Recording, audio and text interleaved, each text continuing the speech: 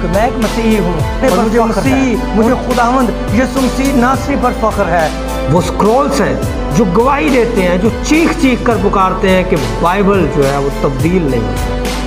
अब खुदा लोगों को मना नहीं कर रहा कि मेरे पास मत आओ, बल्कि खुदा कहता है ठहरे रहो जब तक कुव्वत का लिबास तुम्हें ना मिल जाए, ठहरे रहो जब तक रूहुल कुद्स तुम्हें ना मिल जाए, ठहरे रहो जब तक रूहुल कुद्स तुम पर नासिल ना हो जाए। ये राह है, इसके अलावा कोई और राह नहीं है, बल्कि ये जो किताब मुकद्दस है ये सिराते मुस्तकीम है। मैं चाहता हूँ कि जो लोग हमारे चैनल पर नए आए हैं काइंडली हमारे चैनल को सब्सक्राइब करें, लाइक करें और बहुत से लोगों तक इन वीडियोस के लिंक को शेयर करें ताकि खुदा के कलाम की सच्चाई लोगों तक पहुंच सके। मसीहा के बाबरकत नाम में आप सबको सलाम। उम्मीद करता हूं आप सब खैरियत से होंगे। आज जो हम वीडियो बनाने जा रहे हैं ये बहुत ही ख़ास है, बहुत ख़ास टॉपिक है और इस वीडियो को पूरा देखिएगा ताकि आपको बात समझ में आ सके। बाइबल मुकद्दस में दो ऐसे पत्थर हैं जिनको हम उरीम और तुमीम के नाम से जानते हैं। उरीम का जिक्र बाइबल में 7 बार, जबकि तुमीम का जिक्र जो है वो 5 बार आया है। बाइबल में इनका जिक्र बहुत कम मिलता है। सो जब एक का 5 बार और दूसरे का 7 बार तो ये बाइबल मुकद्दस में ना होने के बराबर है। बाइबल में इनका जिक्र कम है, लेकिन कम होने के बावजूद भी इनकी अहमियत पर कोई असर नहीं पड़ता। उरीम जो है वो रोशनी की अलामत और तुमीम जो है वो कामलियत की अलामत, और इनके मायने भी दोनों की यही हैं। उरीम का मतलब रोशनी और तुमीम का मतलब कामलियत। ये ऐसे 2 पत्थर थे जो खुदा ने मूसा से कहा था कि ये 2 पत्थर सीना बंद की उस जगह पर लगाए जाएं जहां पर सरदार काहिन का दिल होता था। अगर हम इन दोनों पत्थरों की बात करते हैं, जब तक ये सरदार काहिन के पास ना होते ना तो सरदार काहिन पाक तरीन मकाम में दाखिल हो सकता था और ना ही पाक तरीन चीज़ों में से खा सकता था। और बड़ी ख़ास बात ये कि ये खुदा के जो फैसले हुआ करते थे, खुदा की जो बातें हुआ करती थी, वो सरदार काहिन को बताया करते थे।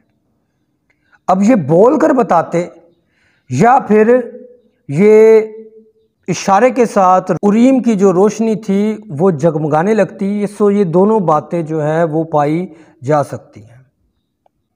सो ये सारे हवालाजात मैंने डिस्क्रिप्शन में डाल दिए हैं, वहाँ से आप पढ़ सकते हैं।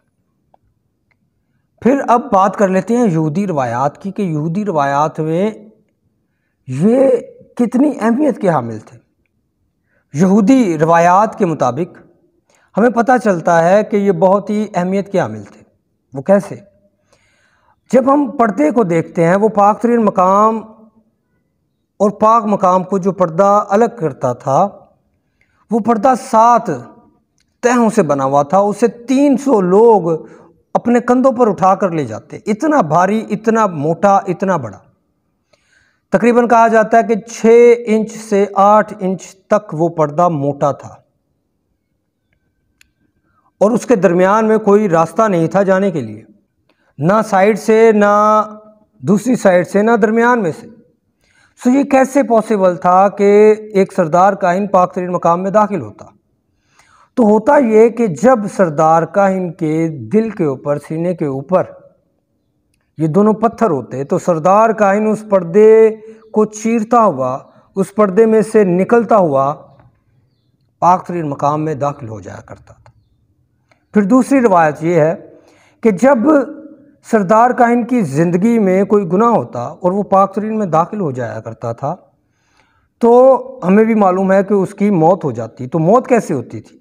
यहूदी रवायात से पता चलता है कि ये पत्थर जो हैं वो चिल्लाना शुरू हो जाते, क्योंकि ये पत्थर उसके दिल पर लगे होते और ये इतना चिल्लाते कि उसकी पहले तो दिमाग की जो नसें हैं वो फट जाती और फिर उसका जो दिल था वो बाहर निकल आता, या उसकी दिल की धड़कन तेज़ हो जाती और तेज़ होने के सबब से वो काम करना जो है वो बंद कर देता और खून का जो बहाव है वो तेज़ हो जाता, जिस वजह से उसकी मौत वाक़या हो जाती। इस सबब से जब यीशु मसीह ने कहा कि अगर ये चुप हो गए तो पत्थर चिल्ला उठेंगे।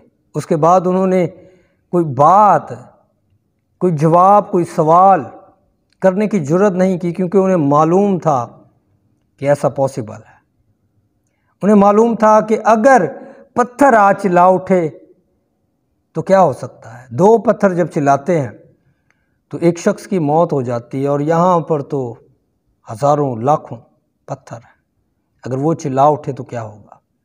तो उसके बाइस उन्होंने जवाब नहीं दिया। अब ये यहूदी रवायात थी, ये सच भी हो सकती हैं, झूठ भी हो सकती हैं। आप इस पर यकीन कर भी सकते हैं और नहीं भी कर सकते, ये आप पर डिपेंड करता है। सो बहुत शुक्रिया।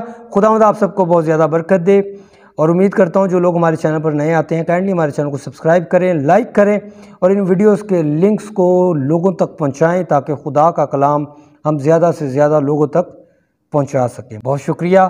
खुदावंद आप सबको बहुत ज़्यादा बरकत दे। आमीन।